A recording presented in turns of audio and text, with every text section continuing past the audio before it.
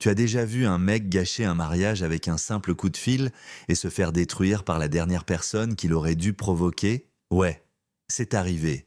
Et crois-moi, ça ne s'est pas terminé en silence. Tout a commencé un de ces jours où tout semble parfait. Le soleil qui brille, comme dans une pub de vacances, les fleurs qui dansent dans le vent, les rires flottant dans l'air comme une chanson douce.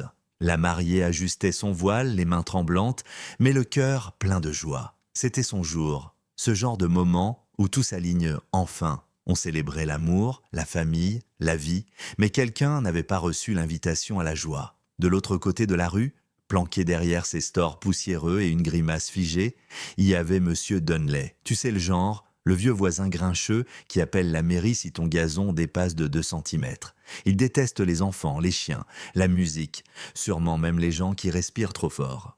Mais ce jour-là, il avait une haine particulière dans le regard, parce que les gens dans le jardin, ceux qui dansaient, souriaient, s'enlaçaient, étaient noirs. Et ça passait pas pour lui. Alors il a fait ce qu'il sait faire de mieux. Il a appelé la police, a raconté qu'il y avait un tapage suspect, comme si c'était illégal de célébrer l'amour en pleine journée. Il a rajouté qu'il ne reconnaissait pas ces gens, comme si c'était à lui de valider la liste des invités. Tout ça suintait le faux souci du voisinage et le racisme rassis. Pendant ce temps, la cérémonie continuait. La mariée, Imani, descendait l'allée au bras de son oncle, robe blanche, qui captait le soleil comme du cristal.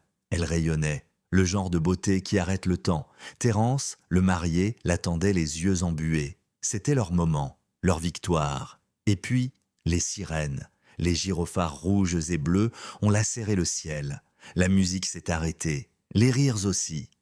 Tous les regards se sont tournés. 2 flics sont sortis de leur voiture, uniformes impeccables, mains posées sur la ceinture. Leurs yeux ont balayé l'assemblée, s'attardant un peu trop longtemps sur certains visages. Tu vois le genre, le regard qui juge sans parler, le regard qui présume. Terence s'est avancé, instinctivement protecteur. La mère d'Imani, Lorna, l'a devancé. Elle est allée à la rencontre des agents avec une voix posée, le genre de calme qui cache une tempête. « Puis-je vous aider, messieurs ?» On a reçu un appel, dit l'un des policiers en ziotant les tables comme s'ils cherchèrent de la drogue sous les petits fours.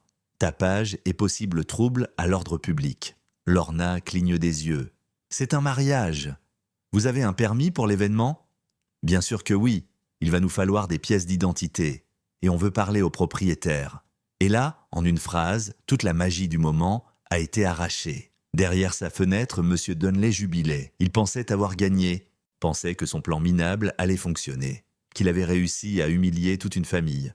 Mais ce qu'il ne savait pas, c'est qui était vraiment l'oncle d'Imani. L'homme qui l'a accompagné à l'hôtel, Reginald Avery, n'était pas un simple membre de la famille. C'était le gouverneur de l'État, de mandat, respecté, redouté des racistes planqués. Il ne voulait pas attirer l'attention au début de la cérémonie. Mais quand il a vu sa nièce figée, les invités mal à l'aise, et Terence serrer les poings juste pour rester calme. Il a avancé. « Il y a un problème ici, messieurs ?» Sa voix n'était pas forte, mais elle portait. Elle avait ce poids, celui qui fait que les gens se redressent sans même s'en rendre compte. Les policiers se tournent, hésitent. Il y a quelque chose chez cet homme qui les fait buguer. « Et vous êtes ?» « L'oncle de la mariée, » dit-il en sortant tranquillement son portefeuille, pas vite mais sûr de lui. Et ce qu'il en sort, c'est pas une arme. C'est sa carte de gouverneur. Et aussi, le gouverneur de cet État. Et vous venez d'interrompre le mariage de ma nièce. Silence de mort. Monsieur Dunley a failli avaler son dentier. Un flic murmure « Monsieur, on ne savait pas ?» Reginald l'interrompt net. « Vous n'avez pas cherché à savoir. Vous avez vu des Noirs heureux et vous avez supposé quelque chose d'illégal. Vous avez réagi à une plainte qui n'était pas sur le volume, mais sur qui faisait du bruit. » Il tourne les yeux vers l'assemblée. Des enfants agrippés à leurs parents, des invités figés, Terence tenant Imani comme pour la protéger de l'invisible. Et la voix de Reginald descend d'un ton. C'est ça que la haine veut détruire. Mais on ne va pas la laisser faire. Il se tourne vers les policiers. Vous suivrez une formation sur les biais raciaux.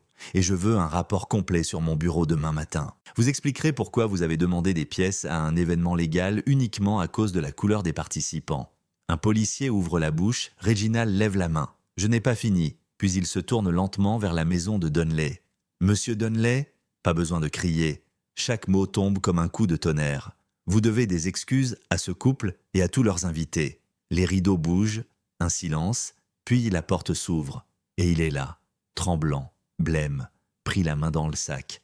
Je voulais juste un peu de calme, marmonne-t-il. Reginald s'approche du portail.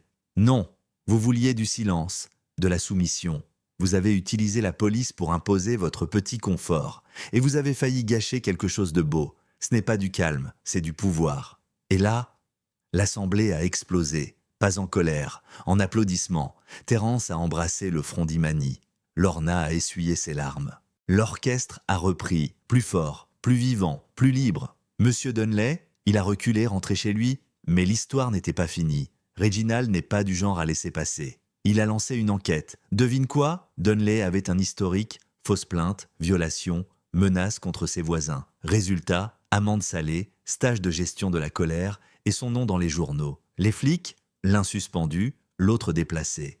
Et Reginald, il en a profité pour lancer une réforme. Nouvelle formation pour les agents, aide pour les commerces des minorités, ateliers dans les écoles, écoute, dialogue, justice. Mais le plus gros changement, les gens ont commencé à parler, les enfants à l'école, les prêtres à l'église, les mamies au supermarché.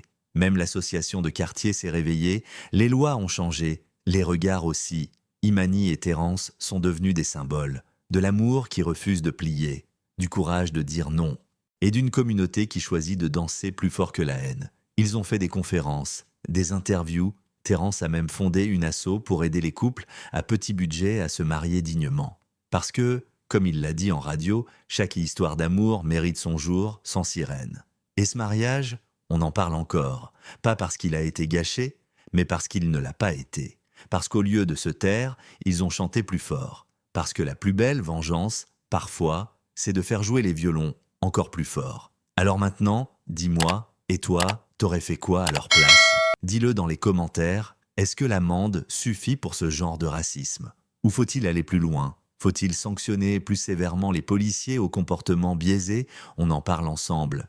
Et si cette histoire t'a touché, abonne-toi, parce qu'on n'a pas fini de faire du bruit.